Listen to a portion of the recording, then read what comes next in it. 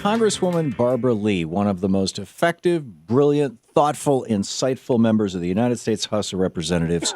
One of my heroes is on the line with us. Congresswoman, welcome back to the program. Well, I'm glad to be with you, Tom, and thank you for that kind introduction. It's always a pleasure talking with you. By the way, Congresswoman Lee represents the 13th District of California.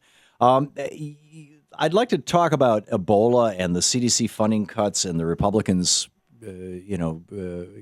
A, getting all upset about czars, and then B, calling for czars, and then C, for what, a year and a half now, filibustering a Surgeon General.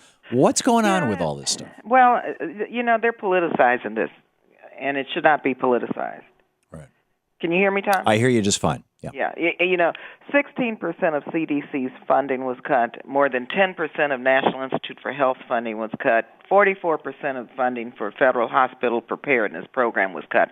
I'm on the Appropriations Committee, the subcommittee that funds all of our domestic and global health programs, and I'm very concerned about the funding cuts because, of course, cuts to NIH, CDC, and hospital preparedness all are vital to our ability. These cuts will hamper our ability, and the programs are vital to our ability to address global health crises. We don't have a Surgeon General. This is outrageous, a year and a half. So some of us have written to the Senate that we should get this moving and get a Surgeon General. And I think that's extremely important, that we have one person, a Surgeon General, not only to address Ebola, but all diseases and all healthcare issues. Fortunately, and yes, I am pleased the President did appoint an Ebola czar, because we need someone who has a background who can manage the agencies and the process, because we, as you can see, are moving in the right direction to be sure that our country and Americans are protected. And we have to do more in the countries of Africa to stop this disease from, killing Africans and, taking away, destroying fragile healthcare systems that in many ways are not existent anymore, and to keep the disease from coming, from being transmitted into our own country. Right. It's the larger the reservoir, the greater the risk to us. So we've seen these relentless cuts over the years to a lot of these budgets. I was talking earlier about how the best ways to stimulate the economy are to extend long-term unemployment benefits, to provide food stamps, to raise the minimum wage. Republicans oppose all those things. You look back at Robert Draper's book about Congress that just came out in paperback with a new title. I think it's called When the Tea Party Came to Town. And he talks about this meeting at the Caucus Room restaurant the night that President Obama was inaugurated, when he was doing the inaugural balls. These guys got together and basically swore to each other that they were going to do everything they could to destroy the Obama presidency and oppose everything. Is your sense of Congress that this gridlock, this opposition is absolutely continuing, and that it's that nakedly political, as Robert Draper reports? Or that there's still some ideology? It's absolutely continuing. Actually, it's getting worse. And when you recall, Senator Mitch McConnell, now as their leader said, their first priority was not to create jobs and turn the economy around, but their first priority was to make sure that President Obama was a one-term president. They didn't let that happen. President Obama won with a large majority, second time around. And what happened was, because they lost, they've been the worst obstructionists ever by just stopping President Obama's agenda straight dead in its tracks. When you look at raising the minimum wage, when you look at comprehensive immigration reform, when you look at a variety of issues, we have the votes in the House to pass these measures. But Speaker Boehner will not bring them up because they're trying to just stop anything that would be beneficial and to the country and that would help people live the American dream. And I hope people remember elections are coming up and hold these members of Congress accountable for not doing the job that we were sent here to do. Well, and in fact, correct me if I'm wrong, but it's always seemed to me that the most important vote that a member of Congress makes is that first vote for leadership. And, whether the House is going to be run by Nancy Pelosi or whether it's going to be run by John Boehner, whether the Senate's going to be run by Mitch McConnell or whether it's going to be run by Harry Reid.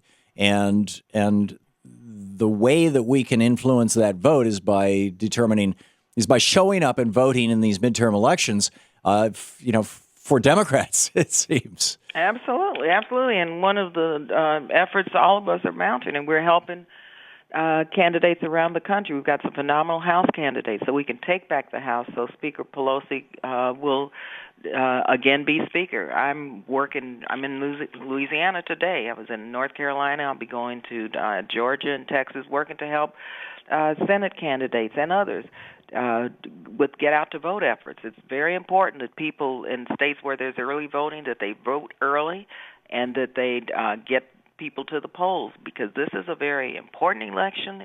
A lot's at stake. The whole issue with regard to voting rights, they've tried every which way to try to take our votes away and try to make it more difficult for us to vote. And I think there's going to be a backlash, and we're really encouraging people to vote early, because we can't let our sacred right to vote go without a fight. And so our fight should be resistance and defiance against what the Supreme Court has done by undermining the Voting Rights Act, for all of these terrible voter ID laws, for all those voter suppression efforts. And so I'm encouraging and urging everyone to vote early and to make sure that they cast their vote for people and for members of Congress, members of the House and Senate who are going to represent them and hold them accountable. And believe you me, the Tea Party Republicans have not done that. And so we're campaigning very hard for Democrats to take back the House and for Democrats to retain the Senate. Then President Obama will have partners who he can work with in the House and the Senate to accomplish the rest of his agenda. Yeah, and it may seem like that's Don Quixote on his donkey, going after the windmills.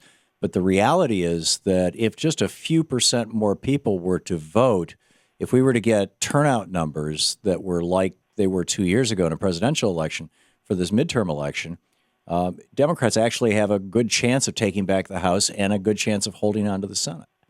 Absolutely. And when we talk about that, we have to break it down. What does that mean when Democrats win? We protect voting rights. We ensure equal pay for women. Of course, when women succeed, America succeeds. We're talking about affordable child care. We're talking about equal pay for equal work. We're talking about paid family medical leave that helps men and women. We're talking about affordable, accessible health care. We're talking about common sense gun safety measures. I mean, what a difference an election makes, Tom. And so it's about electing candidates for an agenda and for a country that represents and serves everyone in our country, not just the 1%. Yeah. So well said. Is one of the, for example, long-term unemployment has died in the House because John Boehner will not hold it up for a vote. What about a discharge petition? Is that something that's doable? We've been working on discharge petitions on a variety of measures: comprehensive immigration reform, raising the minimum wage, you name it. Even Republicans who support those measures won't sign a discharge petition. We need 218 members. We don't have that in the House right now. And that's because they're afraid of their political leadership? Yeah, they're bound by Speaker Boehner and their rules of the game, their Tea Party policies of not really working on behalf of their constituents and the American people. And if you tell me raising the minimum wage only helps Democrats and Democratic constituencies, I mean, I don't know, what country people live in. They're Republicans who are working two jobs. Yeah, a lot of them. I just think it's important for people to recognize that we have votes to pass some of these policies that affect the American people in a positive way, and in fact, that not only do they affect Democrats and Democratic constituencies, what we're pushing for and fighting for are for everyone, for the entire public, and for people who are living below the minimum wage, living below the poverty line, and working. Yeah, and that's a shame and disgrace. And so it really is the richest nation in the world. Will turn out. Thank you, Congresswoman Barbara Lee. Thank you so much for being with us. We'll be right back. Good being with you. Thank you.